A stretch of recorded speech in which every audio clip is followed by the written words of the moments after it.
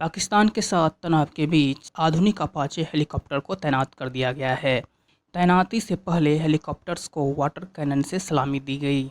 भारत सरकार ने अमेरिकी हथियार बनाने वाली कंपनी बोइंग के साथ 4,168 करोड़ रुपए में 22 अपाचे हेलीकॉप्टर खरीदने का सौदा किया था। इससे पहले air chief marshal BS Dhanoa और western air commander air marshal R Nambiar ने अपाचे हेलीकॉप्टर की पूजा की। इस एयरबेस पर अपाचे की तैनाती के बाद भारतीय वायुसेना की ताकत और बढ़ जाएगी।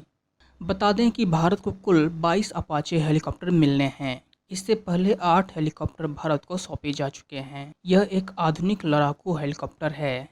फिलहाल इसका इस्तेमाल अमेरिकी सेना द्वारा भी किया जाता है। अपाचे में नवीनतम तकनीक लगाई गई है। इसमें भारत की ज़रूरतों के हिसाब से कुछ फेरबदल भी किया गया है। भारतीय वायुसेना में शामिल होने जा रहे अपाचे हेलीकॉप्टर को पठानकोट और चीन बॉर्डर पर तैनात किया जाएगा।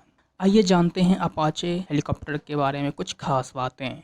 यह हेलीकॉप्टर करीब 280 किलोमीटर प्रति घंटा की रफ्तार से उड़ान भरने में सक्षम है। अपाचे हेलीकॉप्टर को उड़ाने के लिए 2 पायलट होने जरूरी हैं। इसकी ऊंचाई 60 फीट है और चौड़ाई करीब 50 फीट है। अपाचे हेलीकॉप्टर दुनिया के सबसे आधुनिक बहुउद्देशीय लड़ाकू हेलीकॉप्टरों में से एक है और अमेरिकी सेना भी इसका इस्तेमाल करती है। उसने इराकी सेना से लड़ाई में और अफगानिस्तान की पहाड़ियों में छिपे तालिबान को नष्ट करने में इसी हेलीकॉप्टर का इस्तेमाल किया था।